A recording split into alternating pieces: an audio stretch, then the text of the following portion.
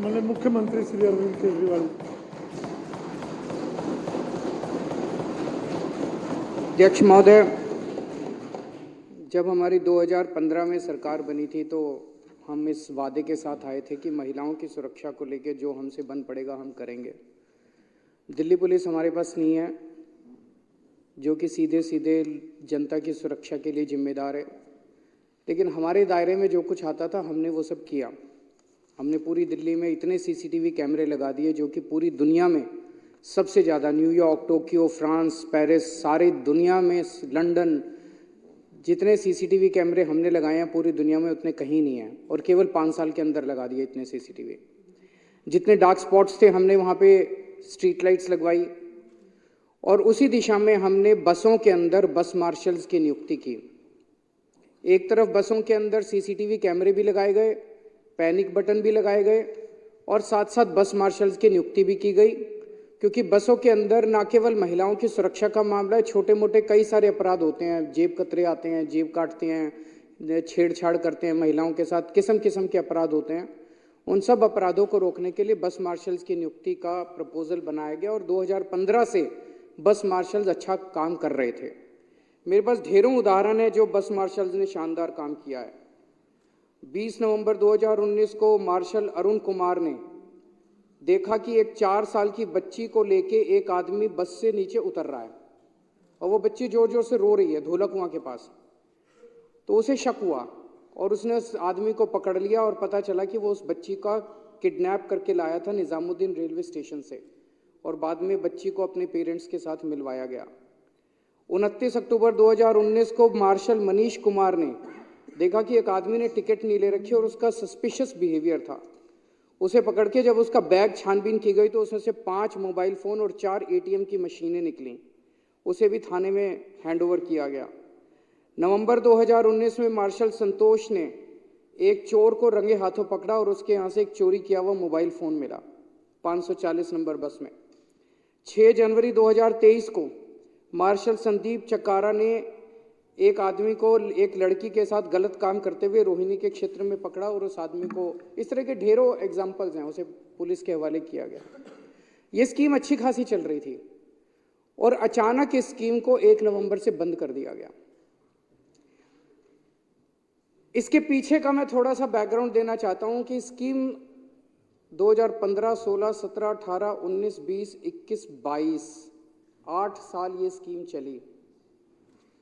इसमें 3 विभाग शामिल हैं। एक ट्रांसपोर्ट डिपार्टमेंट है। ट्रांसपोर्ट डिपार्टमेंट रेवेन्यू डिपार्टमेंट को लिखता है कि भाई हमें इतने बस मार्शल चाहिए।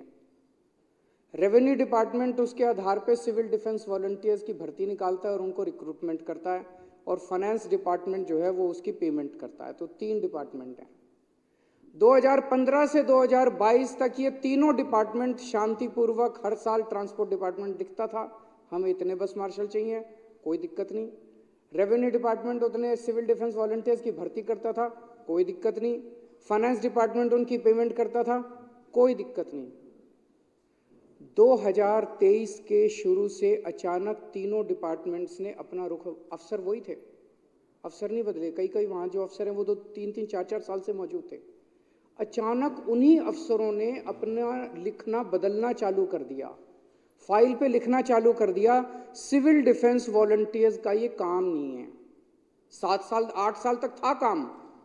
अचानक उन तीनों ने, इन्होंने, रेवेन्यू वालों ने भी, फाइनेंस वालों ने भी, और ट्रांसपोर्ट कमिश्नर तो अगस्त तक लिखता रहा कि भाई मेरे को बस मार्शल दो, मेरे को बस मार्शल दो, इनकी पेमेंट करो, पुरानी पेमेंट करो, कई दिनों से तनख्वाह नहीं दे रखे।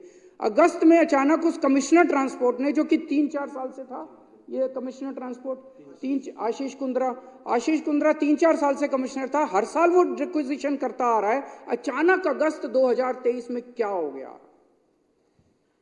एलजी साहब ने उनको, हमने पूछा अफसरों से क्या हो गया, एलजी साहब ने उनको बुलाया और उनको धमकाया कि अगर तुमने ये स्कीम बंद नहीं की तो तुमको सस्पेंड कर दूंगा, तुमको जेल भेज दूंगा, ईडी छोड़ दूंगा तुम्हारे पीछे, सीबीआई छोड़ दूंगा, तुमको जेल भेज दूंगा। ये इसके पीछे की कहानी है। अफसर रो रहे हैं।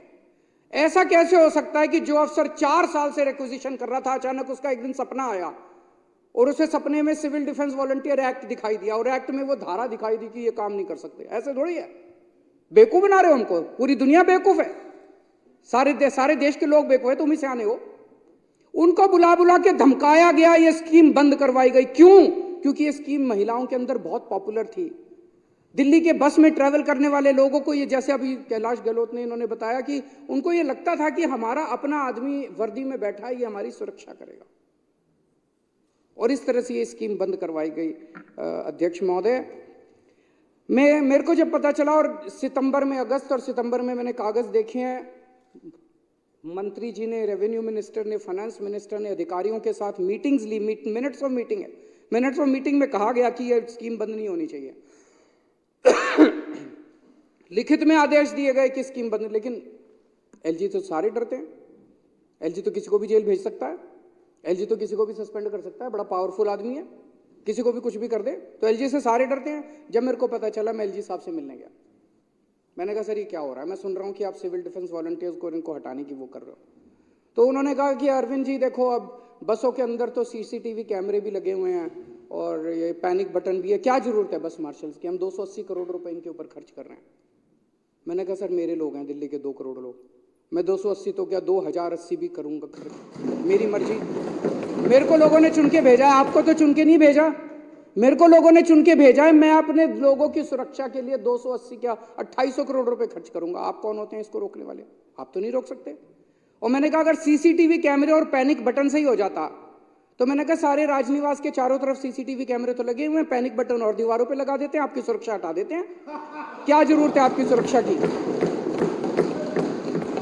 पूरी दिल्ली के अंदर तो सीसीटीवी कैमरे लगाई दिए, पैनिक बटन और लगा देते हैं, हर खंबे के ऊपर दिल्ली पुलिस भंग कर देते हैं। क्या जरूरत है? अरे layers and layers of security होती है किसी भी समाज के अंदर सुरक्षा की। एक लेयर ऑफ सिक्योरिटी बसों के अंदर है सीसीटीवी कैमरे की, एक लेयर ऑफ है पैनिक बटन की, एक है बस मार्शल की। कोई किसी के सामने पैनिक बटन आया और उसको ध्यान आ गया, वो पैनिक बटन दबा देगा। बाद में अगर अपराध को जांच करने के लिए सीसीटीवी कैमरे की जरूरत पड़ी, सीसीटीवी कैमरा। बस मार्शल किसी के सामने बैठा और कोई लड़की को छेड़ रहा है, वो बस मार्शल को कही भैया इसको जरा सा रोको। हम layers and layers of security, तो उसको रोका कैसे जा सकता है?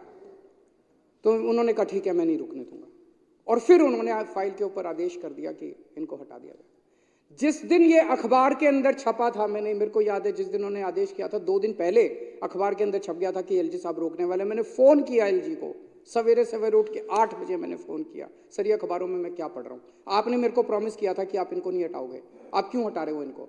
मैंने उसी दिन चिट्ठी लिखी, मैं कहीं और गया हुआ था उस दिन, मैंने वहां से चिट्ठी लिखी एलजी साहब को कि, और वो चिट्ठी एक चिट्ठी लिखी और 2 बार नोट भेजा है मैंने, एक मंत्री के थ्रू नोट भेजा है कि मौजूदा सिविल डिफेंस वॉलंटियर्स को नहीं हटाया जाना चाहिए, मौजूदा सिविल डिफेंस वॉलंटियर्स को कंटिन्यू रखिए। और जब तक वो कह रहे थे कि नहीं हम होमगार्ड करेंगे, मैंने कहा ठीक है जब तक होमगार्ड नहीं आते तब तक इनको रख लो, और होमगार्ड इन्हीं को नियुक्त कर दो। होमगार्ड आपको कानूनी पेंच तो फंसाने हैं। जो आज सिविल डिफेंस वॉलंटियर काम कर रहे हैं, इनको एक्सपीरियंस है, इनको अनुभव है, कई दिन से काम कर रहे हैं। मैंने कहा इन्हीं को होमगार्ड बना देना। मेरे फाइल के ऊपर नोटिंग है मेरी, आप जो नोटिंग की बात है, जो अभी लगे हुए हैं होमगार्ड की वैसे कंडीशन ऐसी होमगार्ड की कंडीशन, और अब खुद हटा के बीजेपी वाले उनके धरने में जाके टेस हुए अपने मगरमच्छ के आंसू बहा रहे हैं। शर्म आनी चाहिए आप लोग, थोड़ी सी शर्म बची है तुम लोगों के अंदर तो डूब मरो चुल्लू भर पानी के अंदर। तुम लोग इस तरह की गंदी राजनीति करते हो, खुद ही हटवाते हो और खुद ही उनके उसमें धरने में जाके तुम रोना रोते हो। अभी आपने कहा इनको नियमित किया जाना चाहिए, करने को तैयार हूं मैं, चलो मैं और तुम चलते अभी एलजी साहब के पास। अभी आपने कहा चलो मेरे साथ, अगर माइक के लाल हो तो चलो मेरे साथ, अभी एलजी साहब के पास चलो, मैं करने को तैयार हूं, मैं जहां साइन करोगे खाली कागज पे दस्तखत करने को तैयार हूं, एलजी से करा के लाओ। तुम्हारा एलजी है? झूठ बोलते हो। जिस फाइल पे दस्तखत करने इनकी बहाली के लिए मैं अभी तैयार हूं, फाइल पे साइन करने के लिए, इनको नियमित करने के लिए मैं अभी तैयार हूं साइन करने के लिए। नौटंकी मत करो, नौटंकी मत करो, नाटक मत करो, गंदी राजनीति मत करो। कल मेरे को एक चिट्ठी लिखी है एलजी साहब ने, मैं इनकी मांग का समर्थन करता हूं, मैंने बार बार एलजी साहब से 2 ही बात कही है और वो होनी चाहिए। मैं इसका भी समर्थन करता हूं कि एक तो ये जब तक बहाली नहीं होती नए लोगों की इनको जारी रखा जाए, और दूसरा ये कि जब ये इनकी बहाली होगी तो इन्हीं लोगों को दूसरे होमगार्ड की तरह नियुक्त कर दिया जाए। मैंने एक हफ्ते पहले भी फोन किया एलजी साहब को, मैंने कहा जो तुमने अब ऐड निकाला है, इस ऐड में लिखा हुआ है, इस ऐड में इनको कोई वेटेज नहीं दिया हुआ पुराने वालों को। मैंने कहा सर आपने भी प्रॉमिस किया था, मैंने भी प्रॉमिस किया था कि इनको वेटेज दिया जाएगा, वेटेज क्यों नहीं दिया? हाँ मैं कराता हूं, कराते नहीं है। फिर वेटेज क्यों नहीं दिया जा सकता इनको? अब ये कहां जाएंगे? इनकी तो उम्र होली, नौकरी लेने के लिए कहां जाएंगे? इनको वेटेज क्यों नहीं दे सकते? उसके अंदर ना इनकी उम्र बची, ना इनका कुछ वो बचा, अब कैसे कहां नौकरी लेंगे? इनको वेटेज देने में क्या दिक्कत है? इनके पास हर एग्जाम में दिया जाता है जो पुराने वाले होते हैं। अब कल एलजी साहब ने मेरे को एक चिट्ठी लिखी है, चिट्ठी बहुत गंदी है, उसमें भाषा बहुत ही गंदी है। आप लोग पेटी पॉलिटिकल गेम्स के लिए काम कर रहे हैं। You are passing the buck for your own inefficiency. अपने स्पीकर साहब को बता देना, स्पीकर को मेरे अंडर में आते हैं क्या? एलजी को यह भी नहीं पता कि जुडिशरी, लेजिस्लेचर और एग्जीक्यूटिव 3 स्तंभ हैं राजनीति इसके कॉन्स्टिट्यूशन के? क्या उनको ये नहीं पता कि speaker is an independent constitutional authority, he does not report to the chief minister? कि अपने स्पीकर साहब को बता देना कि इसमें से एक्सपंज कर दे प्रोसीडिंग्स में से। मैं कुछ नहीं कह सकता स्पीकर साहब को, हमारे सबके माननीय है स्पीकर साहब, मैं नहीं कह सकता इनको कुछ। You and your ministers are accusing me, your statements are white lies. This is a typical example of abuse and scoot game, which you seem to have mastered. You have made a career out of it. ये LG साहब मुख्यमंत्री को चिट्ठी लिख रहे हैं, ये भाषा है? ये भाषा है? ऐसी भाषा लिखनी चाहिए। कितने भी डिफरेंसेस हो हम दोनों के बीच में, जो मर्जी डिफरेंस हो, ऐसी भाषा तो एलजी साहब को लिखना शोभा नहीं देता। While you and your government have done nothing substantive for the development of Delhi and its residents in almost all spheres. 3 बार चुनाव जीते हैं आप लोगों की जमानतें जब्त हो गई, कुछ कर ही रहे होंगे तभी हुआ है, कुछ कर ही रहे होंगे दिल्ली वालों के लिए। You have done nothing for the people of Delhi. In a bid to maintain the charade that you have created through repeated lies perpetuated by an incessant publicity campaign.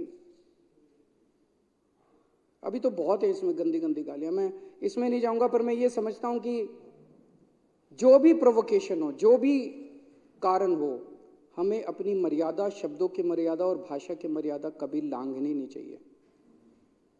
बातचीत से सभी समाधान निकलते हैं अगर नीयत अच्छी हो तो। अब मैं ये दिखाता हूं कि ये चल क्या रहा है दिल्ली के अंदर। मैंने इनको फिर कल जवाब भेजा है। जब से सक्सेना साहब एलजी बने हैं तब से दिल्ली के अंदर ढेर सारे रेगुलर रूटीन के काम बंद होते जा रहे हैं, बंद होते जा, एक नहीं, जैसे बस मार्शलों को बंद कर दिया, चलती हुई स्कीम थी। इनके पहले वाले जो एलजी थे वो हमें नए काम नहीं करने देते थे। हम कहते थे जी दिल्ली में सीसीटीवी कैमरे लगाएंगे, वो नहीं लगाने देते थे। हम कहते थे मोहल्ला क्लिनिक बनाएंगे, नहीं लगाने देते थे। लेकिन पुराने दिल्ली की जो व्यवस्था चल रही थी, पानी की, दवा की, टेस्ट की, उनको नहीं रोका उन्होंने उनको नहीं रोका। अब जो एलजी साहब आए हैं पिछले 2 साल से दिल्ली के अंदर एक जो चल रहा है कि अब दिल्ली के अंदर जो चालू चीजें हैं, सर्विसेज हैं, दिल्ली के लोगों की जो दिल्ली की लाइफलाइंस हैं, मूलभूत जरूरतें हैं, उनको बंद किया जा रहा है आम आदमी पार्टी को बदनाम करने के लिए। और वो ट्रेंड बन गया। बंद करते हैं, फिर बीजेपी वाले हमारे को गाली देते हैं कि केजरीवाल से चल नहीं रहा, करवाते ही हैं। मैंने कल उनको लिखा, अक्टूबर 2022 से दिसंबर 2022 के बीच में सारे मोहल्ला क्लिनिक के टेस्ट बंद करवा दिए गए, दवाइयां बंद करवा दी गई, उनके रेंट की पेमेंट बंद करवा दी गई, बिजली की पेमेंट बंद करवा दी गई, डॉक्टरों की तनख्वाह रोक दी गई। अक्टूबर 2022 से दिसंबर 2022, एमसीडी चुनाव के जस्ट पहले। क्या कारण था भाई? आम आदमी पार्टी के वोट कम करने थे और बीजेपी के वोट बढ़ाने थे। वोटों के लिए तुम किस हद तक गिरोगे बीजेपी वालों?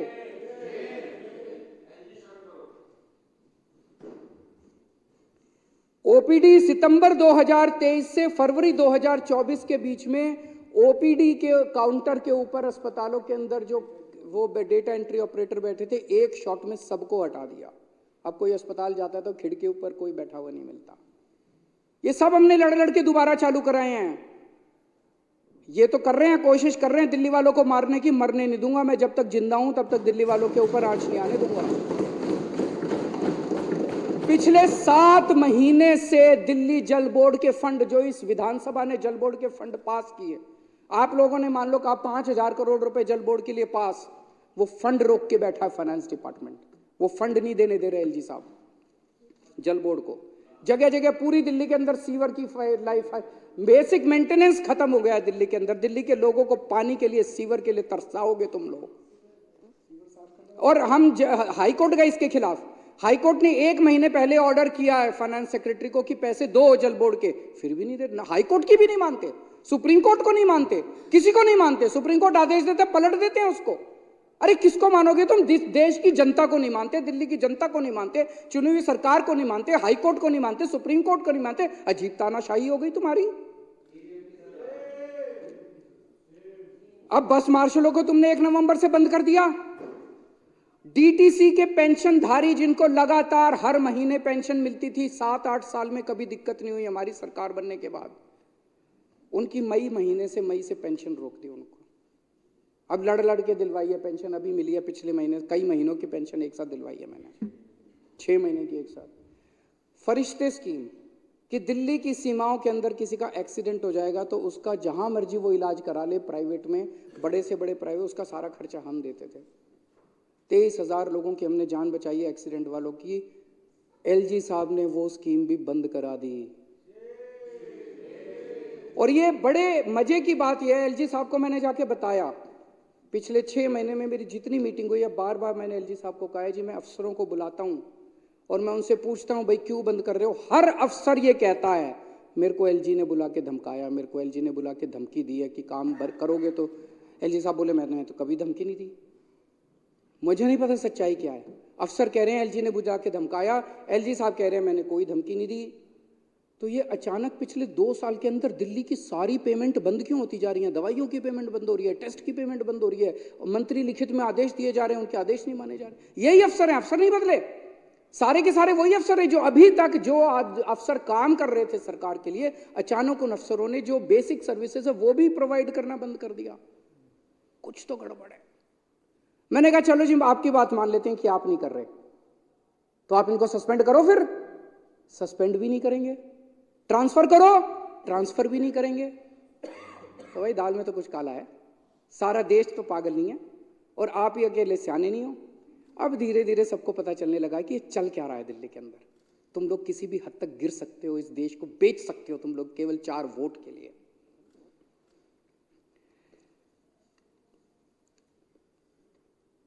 मेरी अंत पंत में बीजेपी वालों से यही निवेदन है कि राजनीति करो, लेकिन ऐसी मत करो कि जिसमें इतना पाप करना पड़े। वोट के लिए अच्छे काम करो, पॉजिटिव राजनीति करो, अच्छे काम करो। अच्छे काम करोगे, आपके पास भी दिल्ली तो मिक्स्ड सा है, उसमें बहुत सारे काम आपके हैं। पुलिस आपके पास है, ठीक करो ना कानून व्यवस्था, वो तो करोगे नहीं। डीडी आपके पास है, मकान बनाओ लोगों के लिए, मकान बना के दो उनको, वो तो करोगे नहीं। और इतनी सारी व्यवस्थाएं आपके पास है, पूरी केंद्र सरकार यहाँ बैठी है, इतने काम करके दिल्ली के लोगों का दिल जीत सकते हो, वो नहीं करोगे। हमको काम करने से रोकोगे। हमें काम करने दो। लोगों को ये पसंद नहीं आता। आप लोग समझते हो आप ही चतुर हो। अंत में सबको पता चल जाता है कि ये चल क्या रहा है, बीजेपी वाले कर क्या रहे हैं। एलजी को कह के पहले काम रुकवाते हैं, एलजी साहब धमकाते हैं अफसरों को, अफसर फिर काम रोकते हैं और फिर जाके धरने पे बैठ जाते हैं उनके साथ, फिर मेरी हाय हाय करते हैं। ये नहीं चलेगा, मत करो, अच्छी बात नहीं।